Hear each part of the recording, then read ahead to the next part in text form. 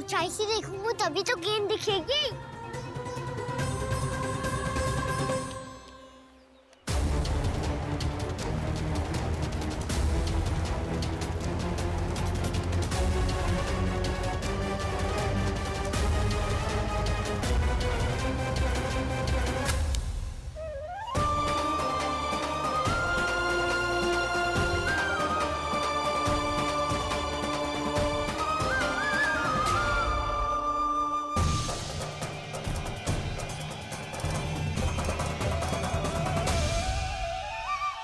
यहाँ से तो दिख ही ना रही। सुबह मैंने वहीं से फेंकी थी ना? ना वहाँ से फेंकी थी। कहाँ से? देखा ना वहाँ से। समझ ना आ रहा, ठीक ठीक बताना कहाँ से फेंकी थी?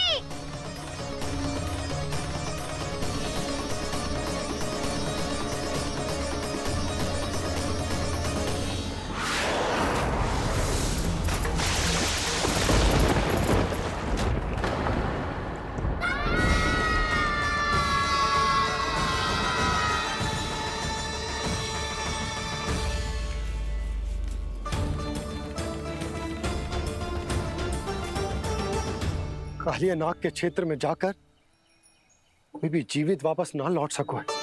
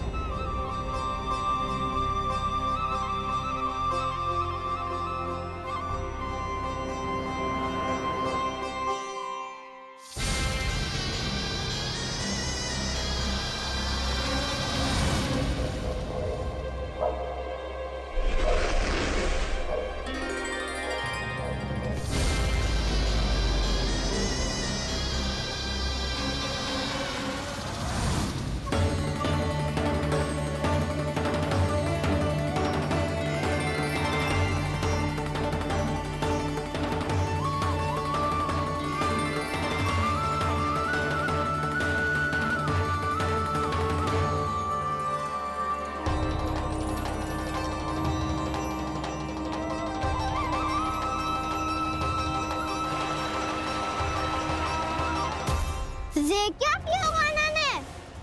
कालिया नाग तो उसे देखते ही निकल जाएगा।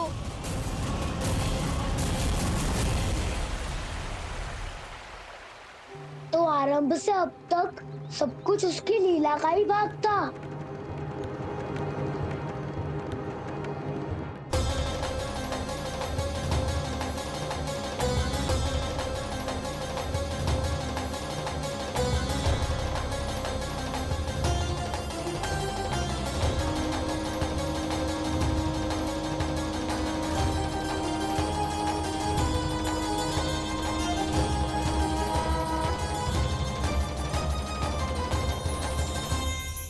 इतना सुंदर रूप, मन मोहने वाली मुस्कान, अद्भुत तेज और भगवान जैसी दिव्यता। कौन हो तुम? हाँ, तुम्हें देखकर तो हम सब सम्मोहित ही हो गए।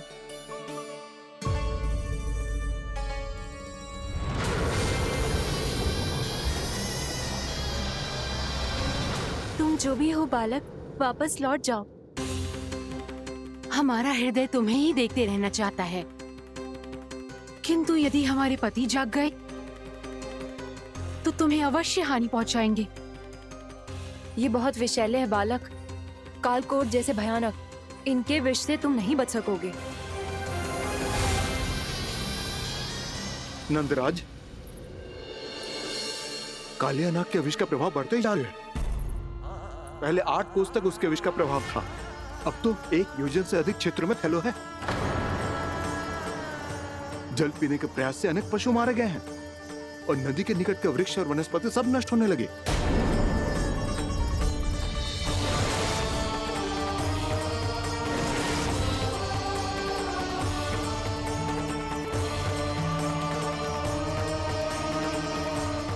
इनके विष की तीव्रता इतनी अधिक है बालक कि इनके संपर्क में आने वाले को तड़पने का भी अवसर नहीं मिलता।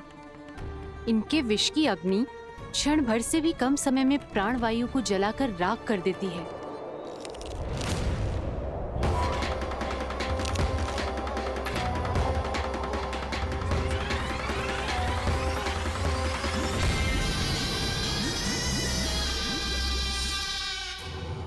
तब तो समस्या और भी गंभीर हो जाएगी।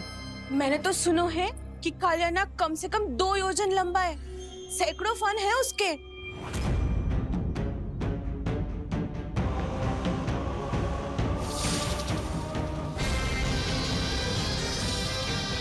इसका अर्थ तो ये है कि हम दोनों ओर से फंस गए। एक और कंस को 1 कोटि कमल पुष्प देने जो कि कालियानाग के क्षेत्र में पड़ते हैं, और दूसरी ओर उस कालियानाग का विष यमुना जी के क्षेत्र में बढ़ता ही जा रहा। इसके कारण हम ही नहीं, निर्दोष पशु पक्षी भी संकट में। इन दोनों समस्याओं का एक ही समाधान है, उस कालियानाग का सामना करना। और ये ना समझ आ रहा कि हम ये करेंगे कैसे, क्योंकि ये बात साधारण मनुष्य के बस की ना है। हमारे लिए ये असंभव है।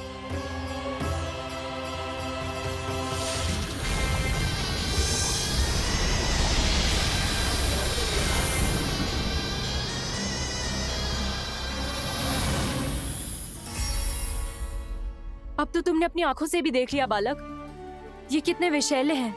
नींद में भी विष उगलते हैं। इससे पहले कि तुम्हें कुछ हो जाए, चले जाओ यहाँ से, मान लो हमारी बात।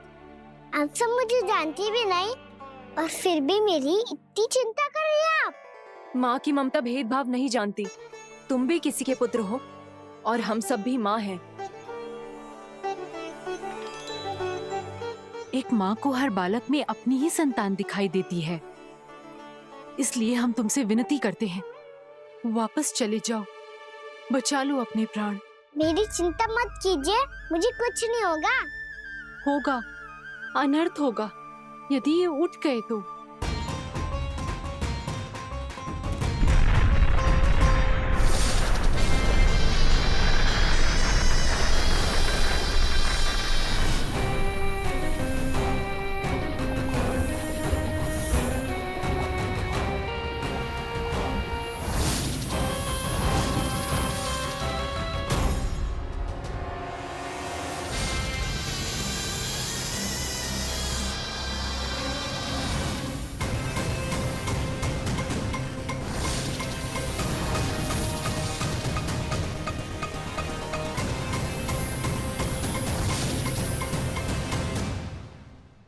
सामने होते हुए भी अपने इश्क को केवल वही देख सकता है जो अपना अभिमान त्याग चुका हो।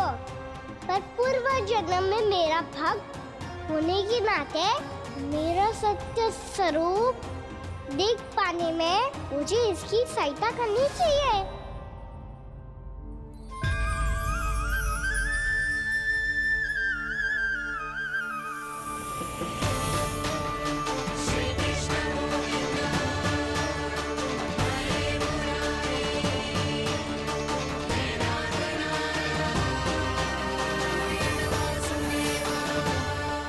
देखो हमारा छोटा सा कान्हा कैसे डट के खड़ा हुआ है, इतने विशालकाय, इतने महाभयंकर सबके सामने।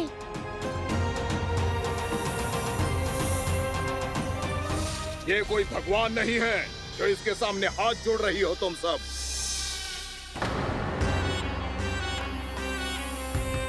एक सामान्य साधारण बालक है ये, जो ये तक नहीं जानता कि इसके सामने है इसका काल, कालिया। तू कौन है बालक? मेरे इतने निकट आकर भी तू जीवित कैसे है? मेरी नहीं, अपनी चिंता करो कालिया। बहुत मनमानी कर ली तुमने। अब बस, मैं तुम्हें रोकना हूँ। अब बस, मैं तुम्हें रोकना हूँ। मैं तुम्हें रोकना हूँ। बित्ते भर का है तू, मेरे विष के बारे में जानता ही क्या है? और कहता है मुझे रोकने आया है। किससे? किससे रोकना चाहता है तू मुझे? मुझे क्रोध दिलाने की भूल मत कर बालक। अपनी फुंकार से ही तेरी इस मुस्कुराहट को अंतिम मुस्कुराहट बना सकता हूं मैं। शीघ्र बता, कौन है तू और किसने भेजा है तुझे? तुम्हें आवाज भी है कि अपनी पुकारों से तुम कितना विष भूल चुके हो। पवित्र यमुना नदी को कितना दूषित कर दिया तुमने। और यही नहीं, तुम्हारे कारण निकट के जीव जंतुओं, वृक्ष, वनस्पतियों सबको हानि पहुंच रही है। तो क्या? मुझे उससे क्या? मुझे है, मुझे है। आपत्ति है मुझे तुम्हारी इस व्यवहार से, और इसीलिए तुम्हें यहाँ से जाना होगा, यहाँ से जाना होगा।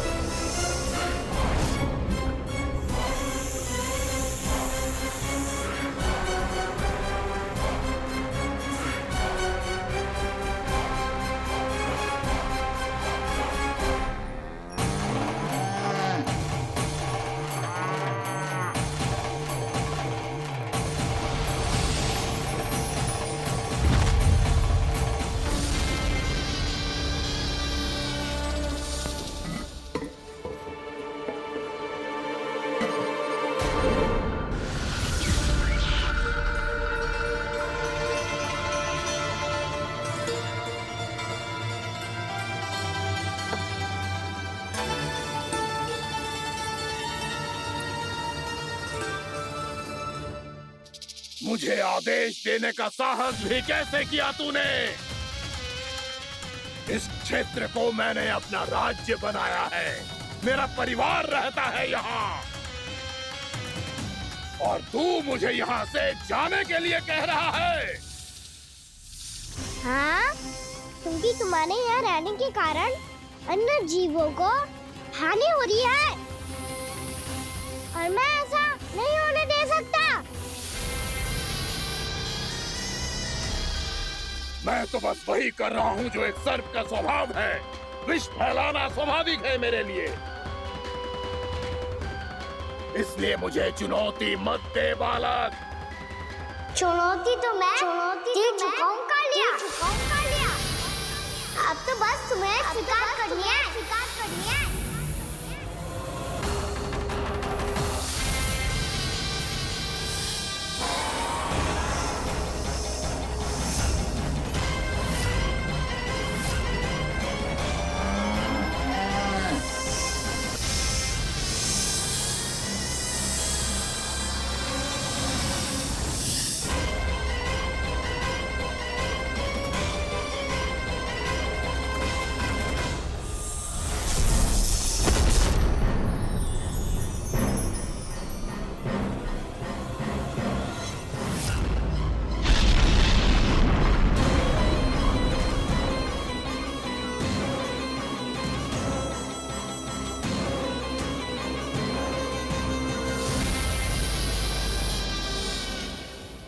मैं भी चेतावनी दे रहा हूँ, यहाँ से चले जाओ। अपनी भूल को पहचानो कालिया। तुम जो कर रहे हो अनुचित है।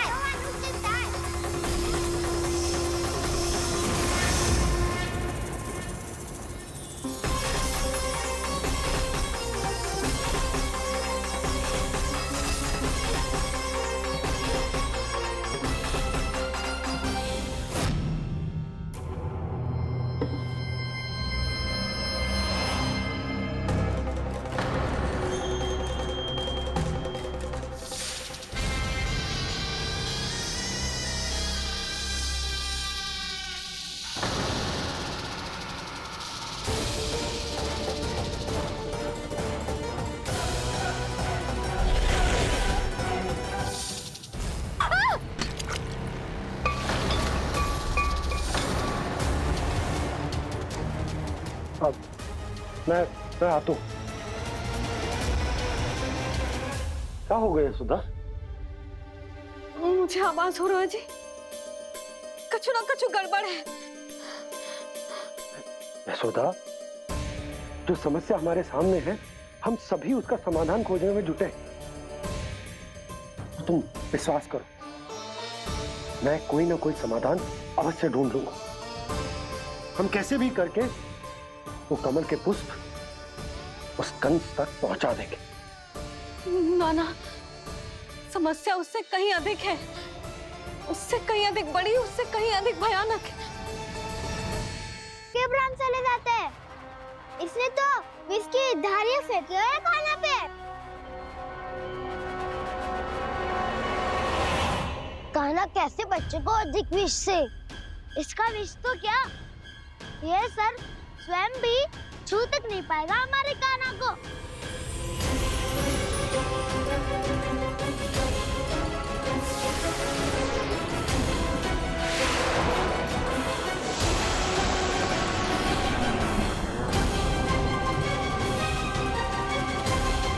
तुम्हारे सखा को, मेरे भाई को कोई हानि नहीं पहुंचा पाएगा। ये कान्हा का सत्य चाहे जो हो बलराम, पर अभी तो जो एक बालक ही है ना। देखो कैसे विष के कारण स्थिर हो गया है।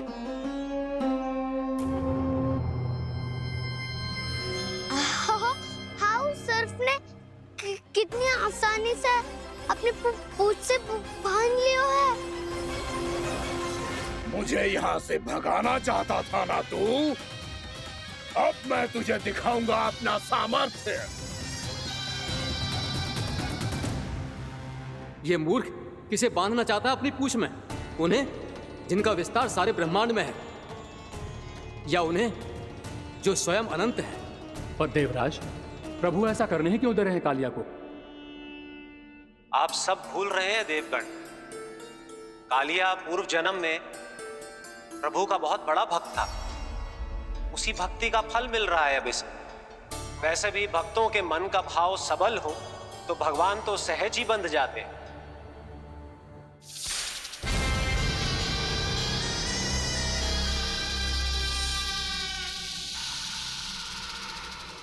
बलराम, तुमने ही तो कही थी कान्हा को कछु ना होगो। देखो उस दुष्ट ने चारों ओर से जकड़ लियो है।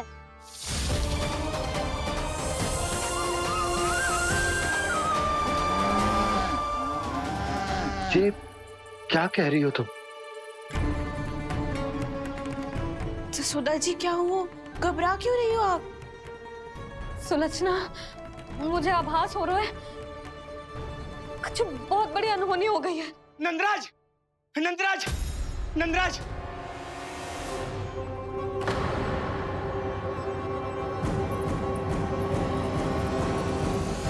नंदराज, कान्हा ने जमदग्नि नदी में छलांग लगा दी है। कान्हा ने जमदग्नि नदी में छलांग लगा दी है। कान्हा ने जमदग्नि नदी में छलांग लगा दी है। कान्हा जमुना में कूद गया है। मुझे लगा था आज कछु गड़बड़ होने वाली है। मुझे आज कान्हा को ना जाने देना चाहिए था।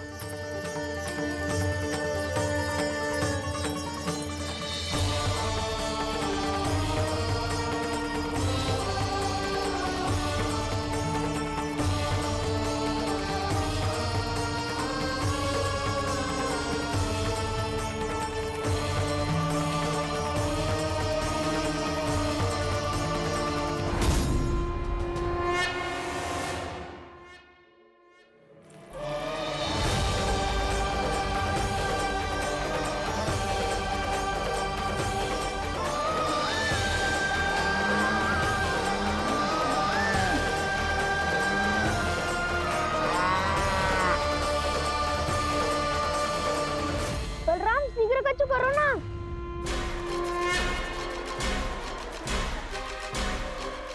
कछु भी करो पर कान्हा को बचाओ। नाग बहुत भयंकर है। कान्हा अकेले ना संभाल पाएगा इसे।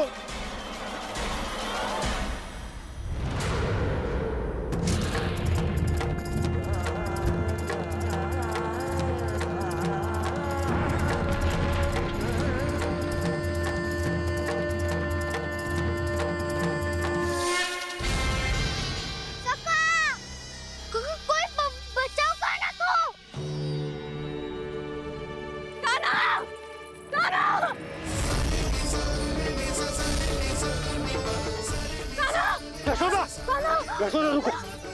छोड़ दो मुझे, छोड़ दो मुझे। जीजी संभालो, बावली हो गई क्या? जीजी संभालो। कान्हा, कान्हा।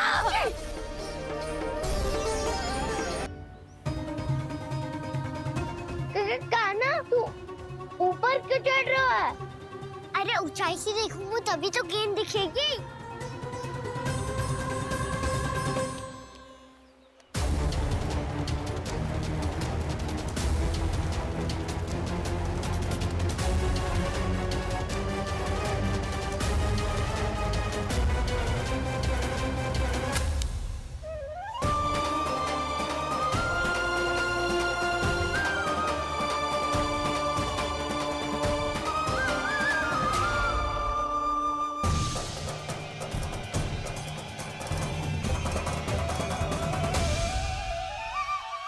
से तो दिख ही ना रही।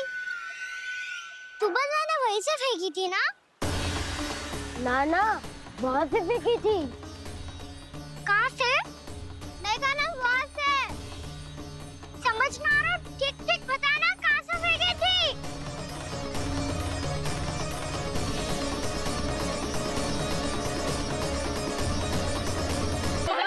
बावली हो गई क्या? जीजी संभालो। देखो अब कैसे तुम्हारे अस्थियों को तोड़कर छोटे छोटे टुकड़ों में बदल दूंगा मैं।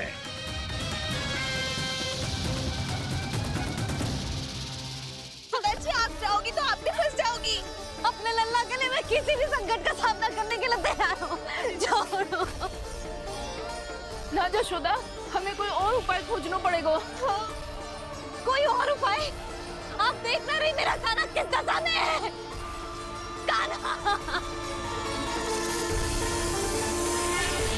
भैया के वश में नहीं है, नहीं तो ये अपने लल्ला के लिए साक्षात काल का भी सामना कर ले। ये तो केवल कालिया नाग है। हे नागराज, आप मेरे प्राण ले लो, पर कान्हा को छोड़ दो। ना नागराज, आप मेरे प्राण ले लो, मैं विरोध भी ना करूंगी। ना नागराज, आप मुझे मार दो, पर मेरे कान्हा को छोड़ दो।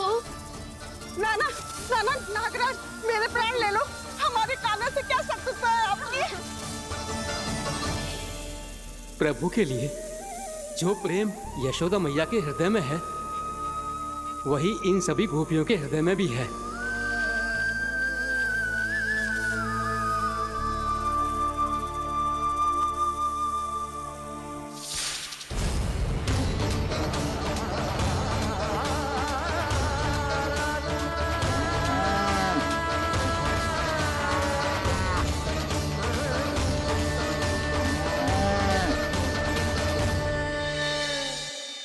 यशोदा, यशोदा,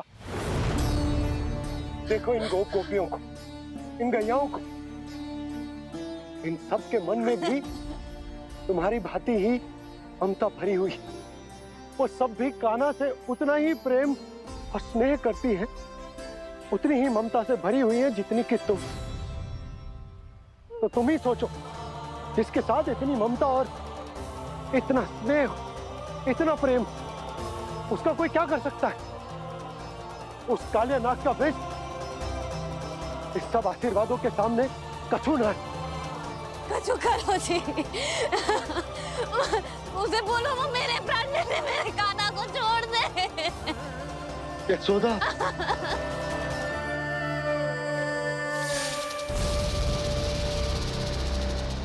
केवल इन्हीं में नहीं देवराज, नाग पत्नियों के हृदय में भी ममता का वही प्रेम उमड़ रहा है। देखिए। मैं आपके हाथ जोड़ती हूँ स्वामी, इस बालक को छोड़ दीजिए। ये अवश्य ही कोई दिव्य आत्मा है स्वामी। हम आपसे विनती करते हैं स्वामी, इस नन्हे बालक को हानि मत पहुंचाइए स्वामी।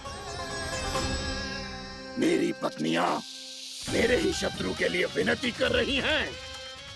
अब यदि इसके पक्ष में एक शब्द भी कहा तुम सबने, तो मैं इस बालक से पहले तुम सबके प्राण ले लूंगा।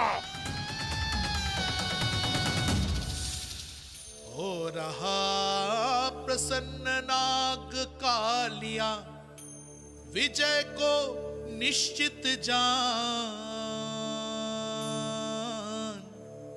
रोते बिलखते व्याकुल सब, संकट में देख कान्हा के प्राण।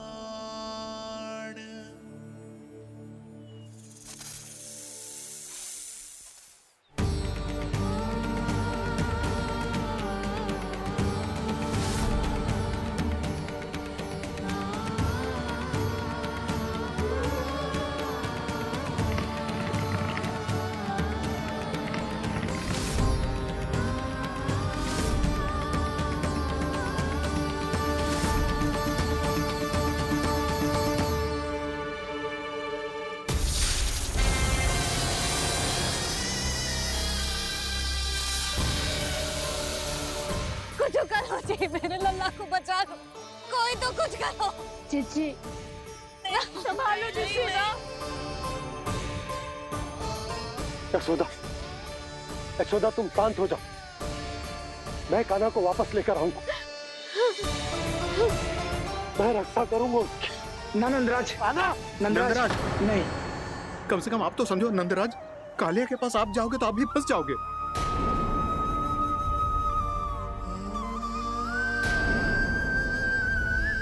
बलराम, तेरा भाई इतनी भीषण संकट में है और तुझे जरा भी दुख ना हो रहा?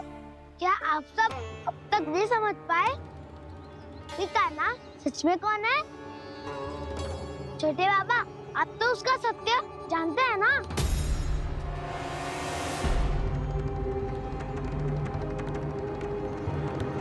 मानता हूँ कि आप सब कान्हा के रहस्य के बारे में नहीं जानते, पर क्या उसके जन्म से आज तक घटी एक से बढ़कर एक विचित्र घटनाओं को भी भूल गए हैं आप सब?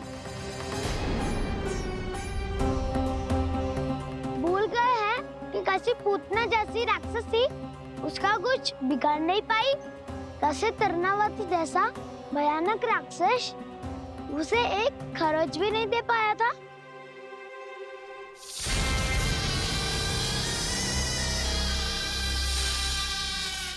आप सबने अपनी आंखों से देखा था ना, बकासुर से कान्हा की रक्षा करने देवता स्वयं आए थे, पर सत्य तो ये है कि वो सभी देवता भी उस असुर के सामने असमर्थ हो गए थे। तब कान्हा ने बहुत ही आसानी से उस भयंकर असुर का वध किया था, एक ही बार में धराशायी कर दिया था उसे। तो आप सभी सोचिए, बार बार ऐसे असाधारण कार्य करने वाला बालक साधारण कैसे हो सकता है? अब तो आरंभ से ही सारा सत्य जानते हैं छोटे बाबा। रहस्य छुपाने में सदैव कान्हा की सहायता करते आए हैं आप, और आज आप स्वयं ही उसके सत्य को भूल रहे हैं। और तुम सब भी तो जानते हो कान्हा की शक्तियों के बारे में, तो क्या तनिक भी विश्वास ना है अपने सखा पे? बलराम, जे तू क्या कह रहे है? मैंने जो कहा उसका एक एक शब्द सत्य है छोटी माँ। यदि प्रभु की इच्छा हुई तभी कुछ ही क्षणों में सब कुछ अपनी आंखों से स्वयं अनुभव कर लेंगे आप।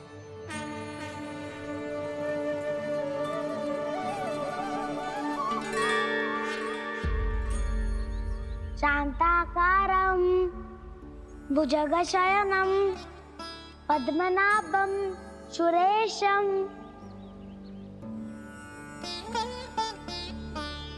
विश्वाधारं गगनसदृशं मेघवर्णं शुभांगं लक्ष्मीकान्तं कमलनयनं योगी वीरध्यानगम्यं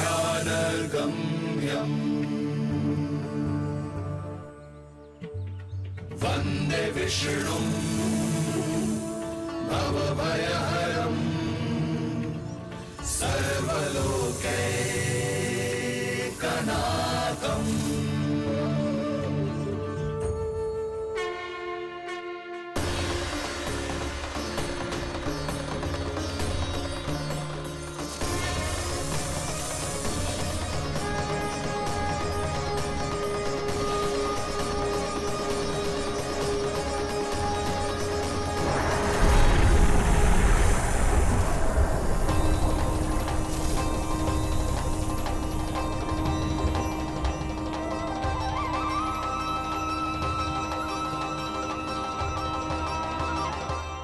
तुझे क्या लगता है बालक कि तू मेरी जकड़ से निकल गया तो अब बच जाएगा तू?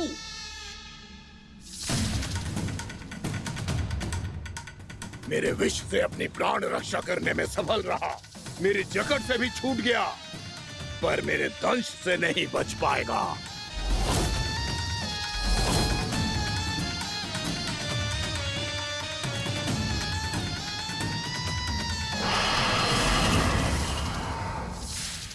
अब भय से भाग रहा है, पर मैं तुझे मृत्यु देकर रहूंगा।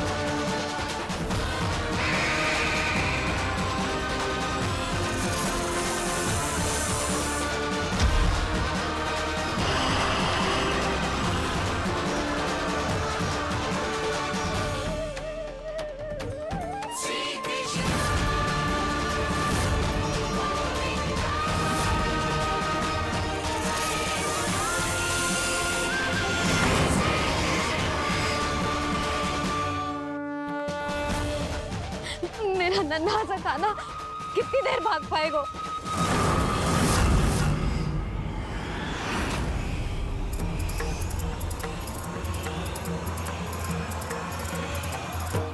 और कितनी प्रतीक्षा करोगे मेरी भक्त कालिया? भक्त नहीं, काल हूं मैं तेरा। जब अहंकार का मुकुट बुद्धि को ढक लेता है तो भक्त अपने भगवान को भी नहीं पहचान पाता। व्यर्थ की पहेली में मत उलझा बालक, ना मैं भक्त हूँ और ना तू भगवान।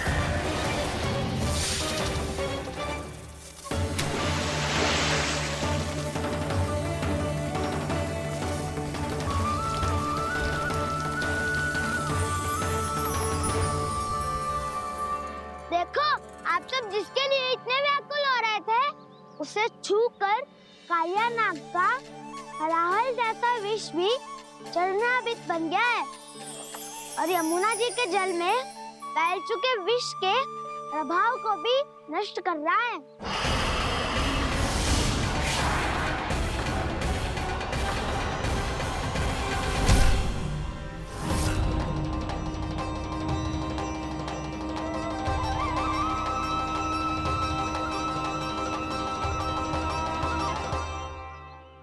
धर्म रक्षक अधर्म विनाशक प्रभु श्री कृष्ण का कौशल सचमुच अद्वितीय है।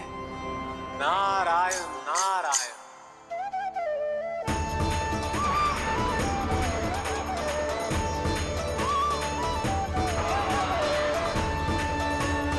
मेरा भार तुम्हारे भीतर के अहंकार का प्रतीक है कालिया। अब तुम्हारा अहंकार, तुम्हारा अर्पण मेरे पाँव के नीचे है और तुम्हारी पूंछ अर्थात तुम्हारे प्राण मेरे हाथ में। अब तुम क्या करोगे भक्त?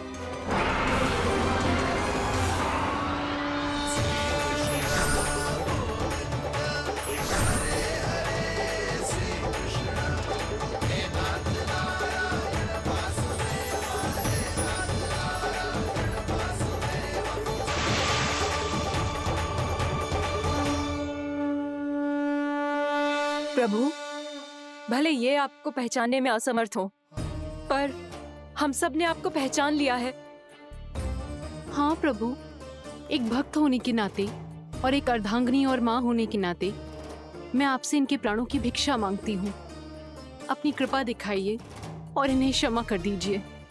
आपके लिए मित्र और शत्रु में कोई अंतर नहीं प्रभु। उसी तरह आपकी कृपा और दंड में भी कोई अंतर नहीं।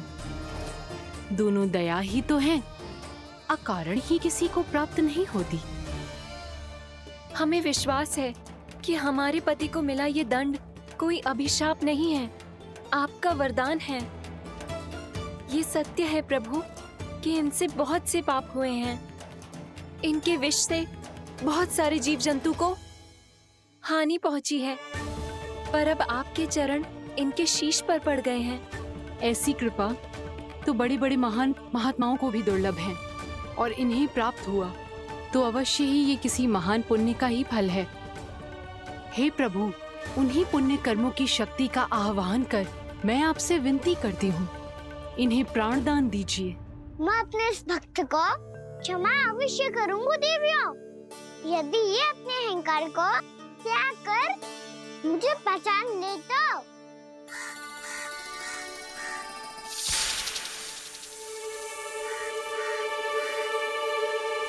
मैं तुम्हें श्राप देता हूँ, जितनी विषैली तुम्हारी जिह्वा है उतने ही विषैले सर्प बन जाओ तुम।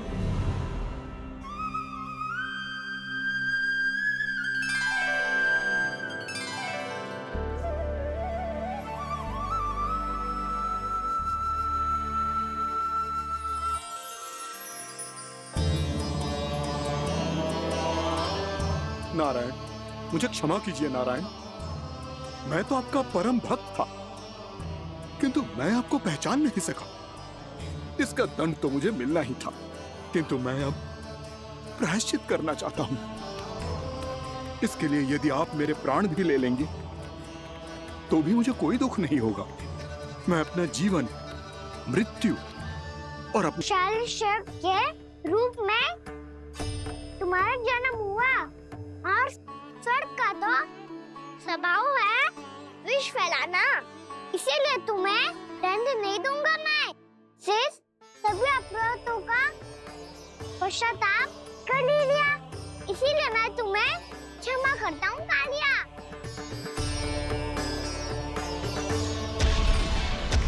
पर तुम्हें यहाँ से दूर समुद्र के बीच जाकर रहना होगा, जहाँ किसी निर्दोष का जीवन तुम्हारे विष से प्रभावित ना हो। मैं चाहकर भी आपकी इस आज्ञा का पालन नहीं कर सकता। मैं असमर्थ हूँ प्रभु, क्योंकि यदि मैं इस क्षेत्र को छोड़कर गया तो मेरी मृत्यु निश्चित है। आपसे क्या छुपा है प्रभु? आप तो जानते हैं कि सर्प जाति और आपके वाहन गरुड़ के बीच अनंत शत्रुता चल रही है, जिसका प्रारंभ नागों के द्वीप नागालय से हुआ था। उस द्वीप पर छोटे जीवों को निगल जाने के लिए सर्प थे, और गरुड़ को सर्पों का स्वाद बहुत प्रिय था, इसलिए वो बार बार नागद्वीप जाने लगा था। पर इस कारण पूरी सर्प जाति उससे आतंकित हो गई थी, इसलिए जब भी गरुड़ वहां पहुंचता तो सभी सर्प छिपने लगते। जब गरुड़ को इसका आभास हुआ तो उसे बड़ा क्रोध आया और वो उत्तेजना में भरकर सर्पों का शिकार करने लगा। भूख ना होने पर भी उन्हें मारने लगा। अब सर्पों के प्राण हरना उसके लिए खेल बन गया था। इस भीषण समस्या का समाधान ढूंढने के लिए पूरी सर्प जाति महान सर्प वासुकी के सामने इकट्ठी हुई। हे महान वासुकी, हमारी सहायता कीजिए। नागद्वीप पर गरुड़ ने आतंक मचा दिया है। पहले तो वो हमें अपना भोजन बनाता था, लेकिन अब हम उसके खेल का साधन बन चुके हैं। भूख हो या ना हो, जब तब आकर वो हमारे प्राण हर लेता है। अनुचित हिंसा के इस प्रथा का आरंभ सर्पों ने ही किया है। पहले आप सबने पूरे द्वीप पर अधिकार कर लिया, फिर आहार के साथ साथ आनंद के लिए भी आप सभी ने निर्दोष जीवों की हत्या की। और जब सृष्टि का संतुलन बनाए रखने के लिए गरुड़ आपको अपना आहार बनाने आया, तो आप सब अपने प्राणों की रक्षा के लिए छिपने लगे। तो फिर गरुड़ का उत्तेजित होना तो स्वाभाविक ही था। नागनाथ, जो हमने अन्य जीवों के साथ किया वही अब हमारे साथ हो रहा है, परंतु ये भी तो सृष्टि के संतुलन के विरुद्ध ही है ना? अवश्य है, इसलिए मैं गरुड़ से चर्चा करूंगा। धन्यवाद प्रभु।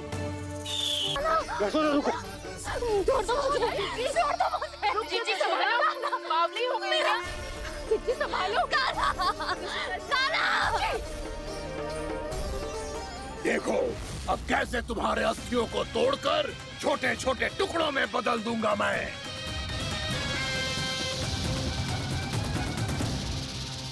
सुदाची, आप जाओगी तो आप भी फंस जाओगी। अपने लल्ला के लिए मैं किसी भी संकट का सामना करने के लिए तैयार हूँ। छोड़ो ना यशोदा, हमें कोई और उपाय खोजना पड़ेगा। कोई और उपाय? आप देख ना रही मेरा कान्हा किस दशा में है। कान्हा मैया के वश में नहीं है, नहीं तो ये अपने लल्ला के लिए साक्षात काल का भी सामना कर ले। ये तो केवल कालिया नाग है। हे नागराज, आप मेरे प्राण ले लो, पर कान्हा को छोड़ दो। ना नागराज, आप मेरे प्राण ले लो, मैं विरोध भी ना करूंगी। ना नागराज, आप मुझे मार दो, पर मेरे कान्हा को छोड़ दो। दोष का जीवन तुम्हारे फिर से प्रभावित ना हो। मैं चाहकर भी आपकी इस आज्ञा का पालन नहीं कर सकता। मैं असमर्थ हूँ प्रभु। आकर रहना होगा, जहाँ किसी निर्दोष का जीवन तुम्हारे फिर से प्रभावित ना हो। मैं चाहकर भी आपकी इस आज्ञा का पालन नहीं कर सकता। मैं असमर्थ हूँ प्रभु।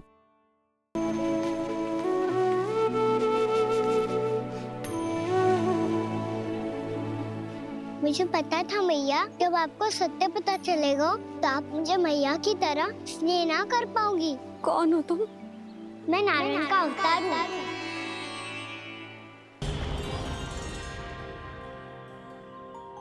श्री नारायण के वाहन पक्षीराज गरुड़, मैं संपूर्ण सर्प जाति की ओर से आपसे एक निवेदन करने आया हूँ। कहिए, क्या कहना चाहते हैं आप? हे पक्षीराज, यदि आप हम पर ऐसे ही आक्रमण करते रहे तो शीघ्र ही हमारी प्रजाति समाप्त हो जाएगी। इसीलिए हमारी आपसे विनती है, यदि आप उचित समझें तो सर्पों के किसी एक घर से हम आपको एक सर्प प्रतिदिन अर्पित करेंगे। आप उसको आहार बनाइए और अन्य सर्पों को जीवित रहने का अधिकार दीजिए। मुझे स्वीकार है। तब से प्रतिदिन किसी एक घर से एक सर्प गरुड़ के भोजन के लिए भेजा जाने लगा। समय के साथ मेरे घर की भी बारी आई, परंतु मैंने एक बहुत बड़ी भूल कर दी। समय आ गया है स्वामी, आज गरुड़ के आहार के लिए इसे चुना गया है। कौन है यह गरुड़ और क्यों दूं मैं इसे कोई भेंट? स्वामी, सभी सर्प राज्यों और गरुड़ के बीच में यही समझौता हुआ है, हमें इसका सम्मान करना ही होगा। मैंने कोई समझौता नहीं किया, मैंने कोई वचन नहीं दिया और ना ही मैं किसी गरुड़ से भयभीत होता हूँ। यदि इस राज्य में किसी को सर्पों को अपना आहार बनाने का अधिकार है तो वो केवल मुझे है। अब से गरुड़ को दी जाने वाली हर भेंट मुझे दी जाएगी, महाविषधारी महान नागराज कालिया को। यह और कुछ नहीं, मेरा अभिमान था प्रभु, और ये मेरे इस जन्म की सबसे बड़ी भूल थी, क्योंकि फिर जब गरुड़ को इस बारे में पता चला तो। कालिया, अभिमान में आकर तूने अपने काल को ललकारा है। जिस कालिया के नाम में ही काल छिपा है, तू उसे ललकारने का दुस्साहस कर रहा है गरुड़। स्वयं को भगवान विष्णु का वाहन कहता है, तो वाहन का ही कर्म कर। स्मरण रख, इस धरती के सर्वश्रेष्ठ योद्धाओं के लिए भी मैं मृत्यु का दूत हूं। विनाश काले विपरीत बुद्धि। तो जैसे मूर्ख सदा इस युक्ति को सार्थक करते आए हैं, अपने विनाश को आमंत्रण किया है, तो अब भोग।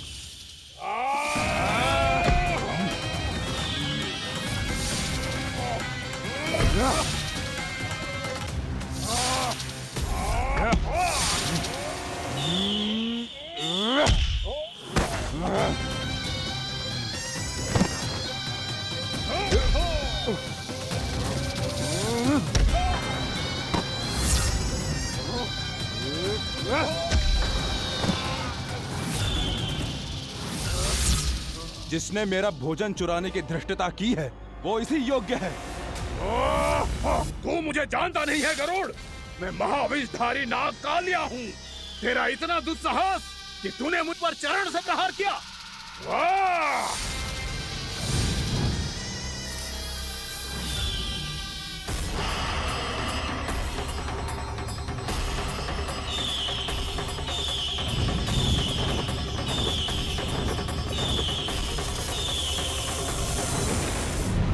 मैं अपने अभिमान में भूल गया था कि गरुड़ मुझसे कहीं अधिक शक्तिशाली है। इसलिए अपने प्राणों की रक्षा करने के लिए मैं एक स्थान से दूसरे स्थान भागने लगा। नदियां, पर्वत, यहां तक कि मैंने सागर भी लांघ डाला। पर मैं जहां भी जाता, गरुड़ के रूप में मेरा काल वहीं आ जाता। इसीलिए मृत्यु की